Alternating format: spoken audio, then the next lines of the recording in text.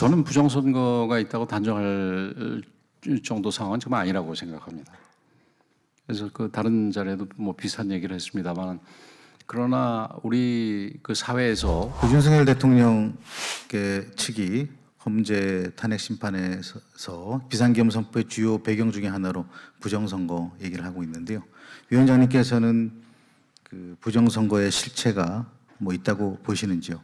그리고 이게 그 부정선거라는 게 용지 훼손이나 뭐 절차적인 이런 문제가 있을 수 있고 서버 해킹, 뭐 조작 이런 좀 근본적인 그런 부정이 있을 수 있는데 이걸 좀 구별해서 어떻게 보시는지 좀 설명해 주십시오. 저는 부정선거가 있다고 단정할 정도 상황은 정말 아니라고 생각합니다.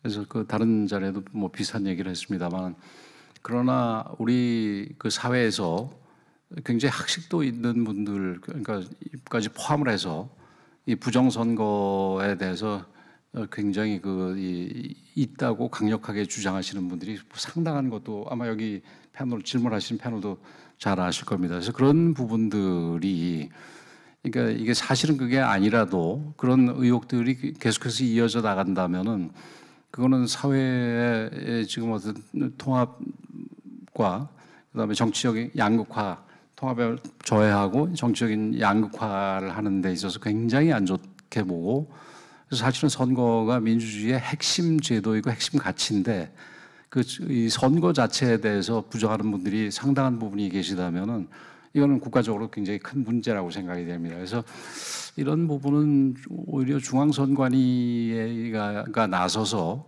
그거는 객관적으로 우리 한번 리뷰를 받겠다라고 얘기하는 건 어떻겠나 이런 생각도 합니다. 그게 그러니까 재작년이지요. 그러니까 서버 관련해서, 그러니까 이 전자적인 과정과 관련해서 국정원에서 이 보안 점검을 했었다는 거 아닙니까? 근데 국정원 쪽 얘기를 들어보면은 그때 한 5% 했답니다. 전체에. 그렇기 때문에 국정원도 지금 아마 그 헌법재판소 중원 증인으로 나와서도 그게 지금 뭐 확실하게 단정할 수 없다는 식으로 그 당시에 이 보안 점검에 관여를 했던 실무 책임자가 얘기한 걸로 알고 있는데, 뭐 그거 가지고는 지금 뭐 있다고 확인을 하거나 아니면 없다고 해소하거나 이거 아무것도 안 되는 상황 아니겠어요. 그래서 그럴 필요가 있고, 제도적으로, 그리고 이게 뭐 이런 의심이 사실은 없다는 걸 입증하기가 사실은 쉽지 않기 때문에, 있다는 걸 입증하기는 쉽지만 없다는 걸 입증하는 건 쉽지 않지 않습니까? 그렇기 때문에 그걸 제도적으로 좀 보완할 필요가 있지 않겠나 이렇게 생각이 됩니다. 예를 들어서 이 독일 같은 경우, 뭐 독일이 여러 면에서 우리보다 선진적인 면이 많이 있지만 이 IT 분야, 그 디지털라이제이션 분야에 있어서는 뭐 우리하고 뭐 이렇게 앞서간다고 볼 수는 없는데, 그래도 선진국은 선진국인데 거기도 그러니까 투표 과정에 어떤 불법 가능성을 고려해서 이 수개표 하는 걸로 고쳤지 않습니까? 그 고치는 데는 헌법재판소의 결정이 그 영향을 줬고, 그래서 그런 식으로 이게 뭐 더군다나 우리 같은 경우는 인구수도 많지 않고 땅도 좁기 때문에, 예를 들어서 미국 같은 경우는 수개표를 전체 한다면 그거 뭐 골치 아프겠죠. 근데 우리는 그렇지 않기 때문에 뭐 수개표로 바꾼다든지, 그리고 가장 문제가 되는 거가 지금 사전 투표 아닙니까?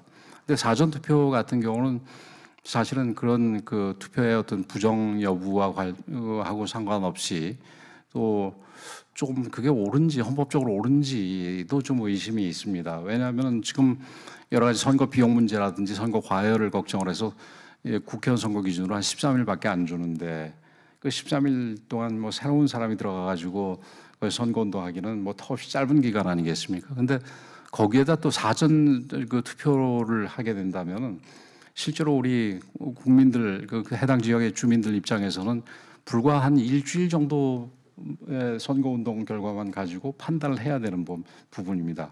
그래서 선거가 앞서도 얘기했듯이 민주주의의 가장 핵심적인 이 제도 중에 하나인데, 그 제도에 참여하는 유권자들이 소위 informed decision, 그러니까 충분히 그 내용을 알고 하는 결정이 안 되고 그냥 뭐 정당에 따라 투표하든지, 그냥 아니면 무슨 뭐 그 사람 얼굴 보고 어떤 사람이 더 선하게 생겨서 투표하든지 뭐 이런 식의 투표가 아니라, 제대로 된 투표를 하기 위해서는 차라리 본투표를 한 이틀을 하더라도 사전투표 부분에 있어서는 여러 가지 의심도 많고, 그다음에 아까 얘기했듯이 인포엄드 디시전을 방해하는 측면도 있고, 그렇기 때문에 이런 제도를 한번 돌아보면, 그러니까 국민들의 상당한 비율이 우리 선거제도의 불신을 가진 부분을 해소시킬 수 있지 않겠나 이렇게 생각을 합니다. 충분히 선명하게 얘기하고 있는지 모르겠습니다. 관련해서요. 사전투표 지금 말씀을 하셨는데요. 사전투표 제도는 투표율 제고에 상당히 도움이 된다는 게 여야의 공통적인 판단이었고, 지난 총선 때 윤석열 대통령도 아마 사전투표 하셨던 것으로 아는데요. 이 사전투표를 지금 와서 사전투표에 대해서 회의적인 입장을 내는 것은 사전투표가 여권에 불리하기 때문이다, 뭐 이런 이야기도 있고, 이 입장이 바뀐 이유가 뭘까요? 이전까지만 해도 아니네. 지금 질문 끝나시죠? 예. 지금 그러니까 선거 부정 문제가 굉장히 큰 이슈로, 심지어 계엄의 원인 중에 중요한 부분이냐 뭐 하는 부분까지 나오는 상황 아니겠습니까? 근데 그 전에 우리가 사전 투표 하지 않았느냐, 동료까지 하지 않았느냐 뭐 이런 얘기를 하시는데, 사전 투표가 있고 그거를 우리가 받아들일 수밖에 없는 상황에서는 사전 투표 다 당연히 해야 되고 독려해야 되겠죠. 근데 어떤 의미에서는 사전 투표를 없앤다고 그러면은 우리가 그 보수당이 손해냐? 뭐 저는 그렇게 보지는 않습니다. 그 뭐 이 상대당에 투표할 사람은 사전 투표에 하든 본 투표에 하든 투표할 거고, 또 이 뭐 반대로 이 경우도 사전 투표 안 하는 분 뭐 그냥 본 투표할 거고. 그 대신에 아까도 이 말씀드렸듯이 투표율 제고를 위해서는 지금 하루를 더 준다든지 본 투표를 이런 식으로 보정을 하면은 이거 옳지 않겠나 이렇게 생각이 됩니다. 물론 이제 사전 투표 제도가 시작이 될 때는 예를 들어서 현지 여권에 어디 멀리 떨어져 있는 사람들도 가능하게 한 측면이 있는데, 그 부분은 뭐 어쩔 수 없는 부분이 있지만, 그러니까 우리 국민들 중에서도 중요한 이게 행사니까 투표를 이틀을 준다면 그 이틀 중에는 자기의 주권을 행사하는 게 맞다고 생각을 합니다. 네, 그럼 부정선거 얘기가 좀 나왔으니까 한 가지만 추가로 좀 여쭤보겠습니다. 대통령이 이제 대국민 담화할 때 부정선거 증거가 많다고 얘기를 했는데, 또 헌재 가서는 그냥 스크린을 해보려는 것이었다, 선관위에 군을 보낸 것이 좀 불일치가 있는 것 같습니다. 이것에 대한 당 차원의 생각이 필요한 건 아닌 것 같고, 그 권영세 비대위원장의 생각은 어떠세요? 저도 당의 일부입니다. 아, 물론이시죠. 네. 그 조금 다른 부분인데, 뭐 본인이 대통령께서 생각하시는 부분이 그 어디는 뭐 다 얘기하고 어디는 덜 얘기하고 그런 거 아닌가 싶은데, 글쎄요. 지금 그러니까 이 담화를 하실 때 많이 하고 그다음에 헌법재판소에서 적게 했다는 얘기인가요? 그렇죠.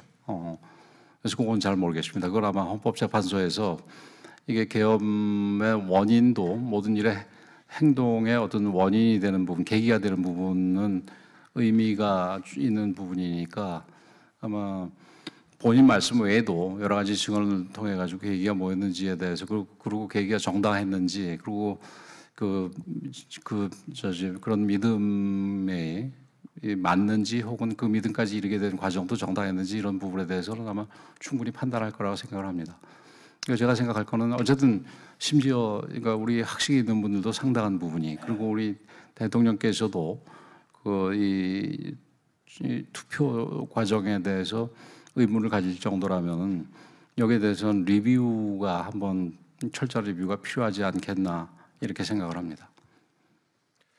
알겠습니다. 지금